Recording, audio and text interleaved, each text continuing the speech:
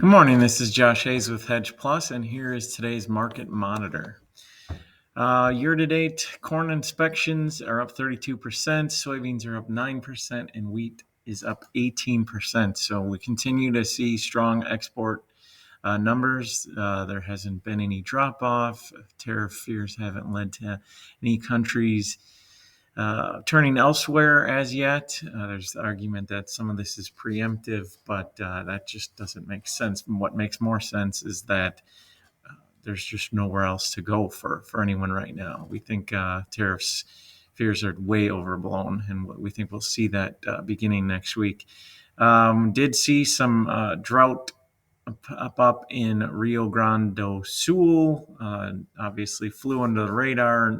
Hasn't been much mention of it, but it led to one Brazilian agency cutting Brazil's soybean production estimate yesterday, and getting pretty late in the season there. So that should be significant. Hopefully at least acts as a floor as prices continue to drift down.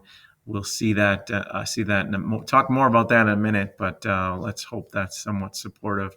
And here's why: China does not appear to need any soybeans from anyone other than what they have on hand, all the way through when they should start to receive new crop imports from Brazil. And we definitely saw some improving weather pull back the wheat market yesterday.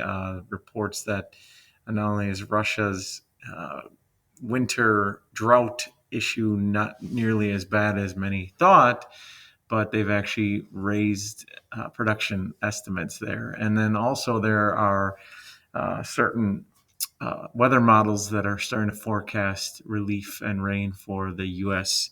Southern Plains. Taking a look at the weather, rain to favor a good start to planting. That's mostly in the Great Lakes, Midwest, Corn Belt regions.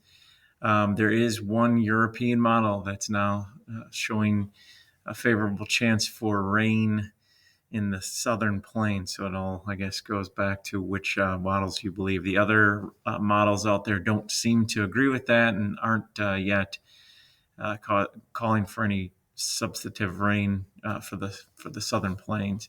Mexico has drought building in its northern region. That's should be supportive for U.S. corn and also for trade talks, because they're going to probably need to import more corn from us than usual. In Argentina, they're looking at scattered rain for the next week to 10 days. Unless that becomes too much rain, they shouldn't have too much issue with that. Could delay harvest a little bit, but they're in a good spot right now. Brazil, safrinha corn is getting good amounts of rain, but as alluded to earlier, there's one region, I believe that was in the southern region of Brazil, that is seeing drought, and that is hurting their soybean crop. Overnight prices trickling down again. I'd start to get worried if $10 doesn't hold on soybeans.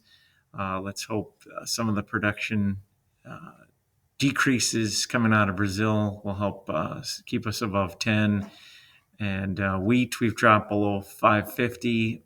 That did have some weather premium that got priced out, so 550 wasn't enough to hold there. Corn, we've been staying above 460, which is great. Previously, we had been trading in a 450 to 460 range, so hopefully we'll be able to stay above 460 there. Not yet too much to be concerned. This is definitely price movement lower leading up to the planting intentions and quarterly stocks report and April 2nd tariffs. Just want to see these numbers hold, especially with beans. I'd like to see them hold above $10, maybe even bounce back a little bit today. That's all for today. Have a great day, everyone. Thank you.